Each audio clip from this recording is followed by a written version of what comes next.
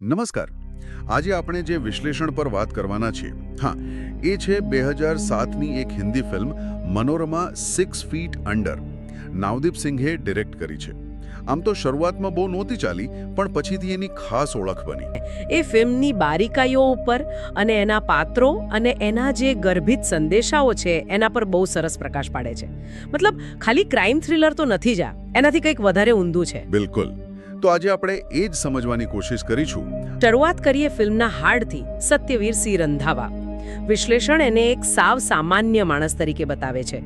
રાજસ્થાનનું એક નાનું ધોળિયું શહેર, ત્યાં પબ્લિક વર્ક્સ ડિપાર્ટમેન્ટમાં મતલબ PWDમાં જુનિયર એન્જિનિયર. પણ એની એક બીજી ઓળખ પણ છે જે છુપી છે. હા, પેલી નિષ્ફળ લેખકવાળી. બરાબર. એક ક્રાઇમ નોવેલ લખી છે પણ કોઈ છાપવા તૈયાર નથી. એ એની નિષ્ફળતાનું પ્રતીક છે. અને આ જ વાત એને રસપ્રદ બનાવે છે, નહીં? એક બાજુ સરકારી નોકરીની એક ઘેંશ, રોજ એકનું એક કામ, કદાચ થોડી નિરાશા પણ હોય, અને એના લગ્ન જીવનમાં પણ પછી એન્ટ્રી થાય છે પેલી સ્ત્રીની, મનોરમા રાઠોડ. ત્યાંથી જ આખી ગેમ શરૂ થાય છે, બરાબર ને? એકદમ. એના આવવાથી જ વાર્તાને ધક્કો લાગે છે. ઓકે, તો કોણ છે આ મનોરમા રાઠોડ?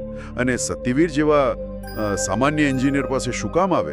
એને કઈ રીતે ઓળખે? ઓળખતી નથી, પણ કદાચ એની આ સામાન્યતા જ એને કામની લાગે છે. એ પોતાની ઓળખ આપે છે કે હું સિંચાઈ મંત્રી છે ને PP રાઠોડ એમની પત્ની છું. ઓહ, પાવરફુલ માણસ. હા, અને એ સત્યવીર પાસે એક અજીબ કામ લઈને આવે છે. કહે છે કે મને શંકા છે કે મારા પતિનું કોઈ બીજી સ્ત્રી સાથે અફેર ચાલી રહ્યું છે, તો તમે એમના પર નજર રાખો, જાસૂસી કરો અને પુરાવા તરીકે ફોટા પાડી આપો. અને બદલામાં પૈસા, સારા એવા પૈસા ઓફર કરે છે. વાહ! મતલબ જે માણસ ખાલી વાર્તાઓમાં ડિટેક્ટિવ બનવાનું વિચારતો હતો, એને રિયલ લાઈફમાં જાસૂસીનું કામ મળ્યું. પણ સત્યવીર માની જાય છે. એ તો શાંતિથી જીવવાવાળો માણસ છે. ના, શરૂઆતમાં તો બહુ ખચકાય છે. વિશ્લેષણ એ જ કહે છે, એને ખબર છે કે આ કામમાં જોખમ છે. વળી મંત્રી સામે કોણ પડે? એનું મન ના પાડે છે કે ભાઈ આ બબાલમાં નથી પડવું. એની પેલી સામાન્ય વૃત્તિ જાગી જાય છે, સેફટી ફર્સ્ટ. બરાબર, સલામતી અને શાંતિ. પણ તોય એ કામ લઈ લે છે. પૈસા તો કારણ હશે જ, પણ બીજું શું? પેલો અંદરનો લેખક જાગી ગયો. મનોરમાની જે લાચાર જેવી સ્થિતિ બતાવી હશે ને, એની વિનંતીઓ, એ બધું ભેગું થઈને એને હા પડાવી દે છે. એને ખબર નથી કે એ કેવા રસ્તે જઈ રહ્યો છે. રસપ્રદ છે કેવી રીતે એની પોતાની ઈચ્છાઓ અને બહારની પરિસ્થિતિ એને ખેંચી જાય છે. તો પછી એ જાસૂસી શરૂ કરે છે. શું મળે છે એને? સાચે જ મંત્રીનું લફરું હોય છે? કામે લાગી જાય છે બિચારો. મંત્રીનો પીછો કરે, ફોટા પાડે, એ ક્યાં જાય છે, કોને મળે છે, બધું નોટ કરે. શરૂઆતમાં તો એને લાગે કે આ સીધો કેસ છે. હા, પતિ પત્ની ઓર વો. બરાબર. એને કેટલાક સંકેત મળે છે કે હા, રાઠોડના જીવનમાં કંઈક તો ચાલી રહ્યું છે. ફોટામાં રાઠોડ એક સ્ત્રી સાથે દેખાય છે. પાછળથી ખબર પડે છે કે એનું નામ શીતલ છે. સત્યવીરને લાગે કે બસ આ જ છે પેલું અફેર. પણ આપણે વાત કરી રહ્યા છીએ નોઆર જેવી ફિલ્મની. ખાલી અફેરનો મામલો નથી, કંઈક બીજું જ રંધાઈ રહ્યું છે.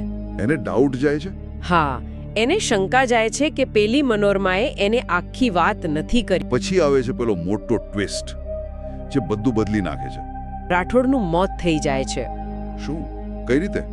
એને આત્મહત્યા તરીકે બતાવવામાં આવે છે, પણ સત્યવીરને એ ગળે નથી ઉતરતું.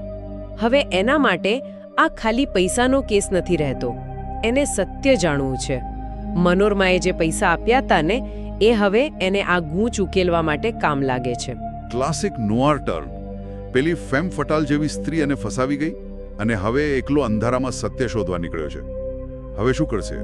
હાર નથી માનતો, પોતાની બુદ્ધિ વાપરે છે, થોડો ડરે છે, પણ તપાસ ચાલુ રાખે છે. અને ત્યારે એને મોટો ઝટકો લાગે છે. શું? એને ખબર પડે છે કે જે સ્ત્રી એને મનોરમા રાઠોડ તરીકે મળી હતી, એ મંત્રી PP રાઠોડની પત્ની હતી જ નહીં. ઓ બાપરે! તો કોણ હતી એ? બસ આ જ સવાલ એને વધુ ઊંડે લઈ જાય છે. એ વધારે તપાસ કરે છે અને એક ડોક્ટર અનિલ પોડદાર ત્યાં સુધી પહોંચે છે. આ ડોક્ટરનો સંબંધ પેલી મરી ગયેલી સ્ત્રી સાથે હતો. અચ્છા, તો હવે કડીઓ જોડાવાની શરૂ થઈ. કોણ હતી એ સ્ત્રી? ડોક્ટર પોડદાર કોણ? એમનો અસલી પ્લાન શું હતો?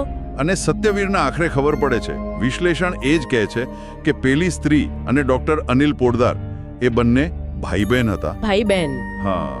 અને એમનો અસલી હેતુ બહુ ગંભીર હતો. મંત્રી પીપી રાઠોડ જે ભ્રષ્ટાચાર કરતો હતો, ખાસ કરીને પાણીની વહેંચણી અને જમીનો પચાવી પાડવાના કૌભાંડોમાં, એને ઉજાગર કરવાનો એમનો પ્લાન હતો. કારણ કે આ કૌભાંડો એ વિસ્તારના સામાન્ય લોકોના જીવન પર સીધી અસર કરતા હતા. અરે વાહ! મતલબ પેલો ભોળો એન્જિનિયર અજાણતા જ આ ખતરનાક રમતમાં એમનું હથિયાર બની ગયો. હા, વિશ્લેષણ કહે છે કે એમણે સત્યવીરને જાણી જોઈને પસંદ કર્યો હતો. એમને ખબર હતી કે એ થોડો ભોળો છે, પૈસાની જરૂર છે અને ક્યાંક અંદર ખાને એને આ જાસૂસીમાં રોમાંચ પણ આવે છે. એમણે એની નબળાઈઓનો ફાયદો ઉઠાવ્યો. અને પેલી સ્ત્રીનું મોત એ પણ પ્લાનનો ભાગ હતો. કદાચ નહીં. વિશ્લેષણ એવું કહે છે કે કદાચ આ મોટા ષડયંત્રનો એક અનપેક્ષિત પણ ગંભીર અંજામ હતો. કદાચ એ પોતે પણ આ રમતમાંથી હેમકેમ બહાર ન નીકળી શકી. બિચારો સત્યવીર, એના પર શું વીતી હશે આ બધું જાણીને? ગુસ્સો આવ્યો હશે, છેતરાયાનો અહેસાસ. પણ હવે એની સામે મોટું સત્ય છે. ક્લાઇમેક્સમાં શું થાય છે? એ શું કરે છે? ક્લાઇમેક્સમાં સત્યવીર બધા ટુકડા જોડી લે છે. એને આખું ચિત્ર દેખાય છે. કેવી રીતે પાણી જેવા મૂળભૂત સ્ત્રોતનો ઉપયોગ કરીને કરોડોનો ભ્રષ્ટાચાર થઈ રહ્યો છે. કેવી રીતે મંત્રી અને એના મળતિયાઓ સત્તાનો દુરુપયોગ કરી રહ્યા છે. હવે એના માટે આ લડાઈ ખાલી પેલી સ્ત્રી માટે ન્યાયની નથી રહી, પણ પોતાના શહેર, પોતાના લોકો માટે બની ગઈ છે. પોતાના અંતરાત્મા માટે. બરાબર. હવે એનું પેલું સામાન્ય માણસ અસામાન્ય હિંમત બતાવે છે. તો એ રાઠોડનો સામનો કરે છે. હા, એ રાઠોડનો સામનો કરે છે. પણ કોઈ ફિલ્મી ડીશુમ નથી એમાં. વિશ્લેષણ એ જ નોંધે છે. બહુ રિયાલિસ્ટિક છે. માનસિક દબાણવાળો ક્લાઇમેક્સ છે. સત્યવીર પોતાની પાસે જે પુરાવા છે, જે માહિતી છે, એનો ઉપયોગ કરીને રાઠોડને ઘેરે છે. એની બુદ્ધિ, પેલી સ્ત્રીએ છોડેલા ઈશારા, થોડું નસીબ, એ બધાથી એ રાઠોડના સામ્રાજ્યને હચમચાવી દે છે. અને અંતે શું થાય છે? જીતે છે? હા, રાઠોડ જેલમાં જાય છે. ફિલ્મનો અંત થોડો શું કહેવાય, ખુલ્લું છે, જે એને વધુ વાસ્તવિક બનાવે છે. કદાચ એ રાઠોડને સીધો જેલમાં નથી મોકલી શકતો. સિસ્ટમ બહુ મોટી અને મજબૂત છે. પણ એ સત્યને બહાર લાવવામાં સફળ થાય છે. પોતાના પર જે ખોટા આરોપ લાગ્યા હતા એમાંથી નીકળી જાય છે. પરિવાર સામે નિર્દોષ સાબિત થાય છે. અને પેલો લેખક? હા, એને હવે લખવા માટે એક અસલી વાર્તા મળી ગઈ છે, પોતાની અનુભવેલી. એની લેખક તરીકેની સફરને હવે એક નવો અર્થ મળે છે. તો આખી ચર્ચા પરથી એ તો સ્પષ્ટ છે કે આ ફિલ્મ, જેમ વિશ્લેષણ કહે છે, એ ખાલી ઉપરછલ્લી ક્રાઇમ સ્ટોરી નથી. એની નીચે ઘણા પડ છે. ચોક્કસપણે. વિશ્લેષણ એની સરખામણી રોમન પોલાન્સ્કીની ક્લાસિક ચાઇનાટાઉન સાથે કરે છે. અને એ યોગ્ય